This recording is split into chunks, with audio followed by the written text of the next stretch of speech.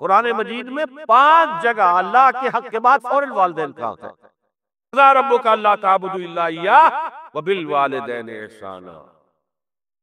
تیرے رب نے فیصلہ کر دیا ہے کہ اس کے سوا کسی کی بندگی نہیں کرو گے اور والدین کے ساتھ نیک سلوک کرو گے۔ اللہ کے حکم کے بعد، اللہ کے حق کے بعد والدین کا حق ہے۔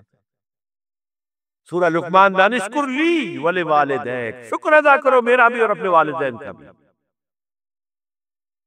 اور سورہ بنی اسرائیل میں تو کیا تفصیل آئی ہے، اما یبلغن عندک الکبر احدہما او کلاہما فلا تقل لهما اف ولا تنہرہما وقل لهما قولا کریما واخفض لهما جناح الذل من الرحمۃ وقل رب ارحمہما کما ربیانی صغیرا۔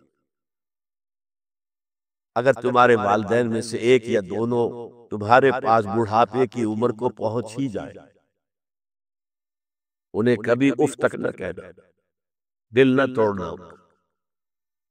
چھاتی چوڑی کر کے بات نہ کرنا، کندھے جھکا کر بات کرنا، ادب سے گفتگو کرنا۔ قل لہما قولا کریما واخفض لہما جناح الذل من الرحمہ، اپنے کندھوں کو جھکا کر رکھنا اور پھر سے کہنا، اللہ سے دعا کرنا، رب ارحمہما کما ربیانی صغیرا، پروردگار میرے ان والدین پر رحم فرمائی ہو جیسے کہ انہوں نے مجھے پالا تھا جبکہ میں چھوٹا سا۔ تو خاندان کے نظام کو مستحکم کرنے کے لیے 3 ڈائمنشنز ہیں، جیسے ایک کمرہ ہے، چوڑائی ہے، لمبائی ہے، اونچائی ہے۔ پہلے تو شوہر اور بیوی کے درمیان بانڈ آف لو، اب یہ شوہر اور بیوی پیرنٹس بن گئے ہیں، والدین بن گئے، اولاد آ گئی۔ سیکنڈ ڈائمنشن ایڈ ہو گئی، ادب، عزت، اور بہن بھائی ہے اخوت، جس کو کہ وہ کہہ رہا ہے جی ویلز بھی فریٹرنٹی، خاندان کا ادارہ مستحکم۔ یہاں ایک نکتہ اور بیان کر دوں، لیگل لیول پر بیوی کے حقوق کم ہیں شوہر کے زیادہ، الرجال قوامون علی النساء، سیدھی سیدھی بات ہے، اور ہمیں ڈٹ کر کہنا چاہیے، اس سے زیادہ معقول بات کوئی نہیں۔ کسی ادارے کے 2 سربراہ برابر کے اختیارات والے نہیں ہو سکتے، لیکن اخلاقی طور پر جو ماں کا حصہ ہے، باپ کا حصہ اس سے 1/3 ہے۔ قرآن مجید میں آیا ہے نا، حملتہ امہ وہنا علی وہن وفصالہ فی عامین ان اشکر لی ولوالدیک، اسے اٹھائے رکھا اس کی ماں نے اپنے پیٹ میں، کمزوری پر کمزوری جھیل، کمزوری تو ہو رہی ہے، اس کا خون چوس رہا ہے اندر، جھوک جو ہے وہ چوس رہی ہے خون اس کا،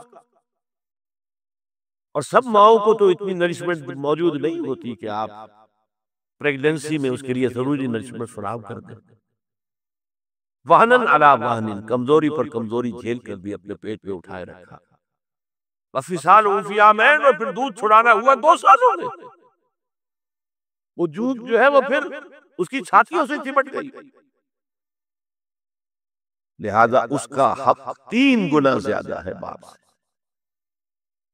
ایک صحابی حضور سے پوچھتے ہیں، حضور میرے حسن سلوک کا اولین مستحق کون ہے؟ فرمایا تمہاری والدہ۔ پھر پوچھا ان کے بعد کون؟ پھر کہا تمہاری والدہ۔ پھر پوچھا ان کے بعد کون؟ پھر کہا تمہاری والدہ۔ پھر پوچھا ان کے بعد کون؟ تو کہا تمہارے والد۔ 3 درجے، اور یہ جو فرمایا الجنت تحت اقدام الامہات، جنت تو ماؤں کے قدموں تلے ہے، یہ باپ کے بارے میں تو نہیں فرمایا۔ یہ ہے ایکویشن، بیلنس۔ اسلام قسط کی بات کرتا ہے، انصاف کی بات نہیں کرتا۔ انصاف تو یہ کہ آدھی روٹی ادھر دے دو، آدھی ادھر دے دو، انصاف ہے، یہ اچھی چیز ہے۔ یہ قسط یہ ہے کہ بوجھ اٹھانا ہے تو جو زیادہ قوی ہے اس کو زیادہ بوجھ دو اٹھائے، اور جو کمزور ہے اسے کم بوجھ دو، یہ قسط۔ تو اسلام نے عورتوں پر ذمہ داریاں کم رکھی، ان کے اختیارات کم رکھے، لیکن اولاد پر حق ماں کا 3 درجے فائدہ۔ Like and subscribe for more videos.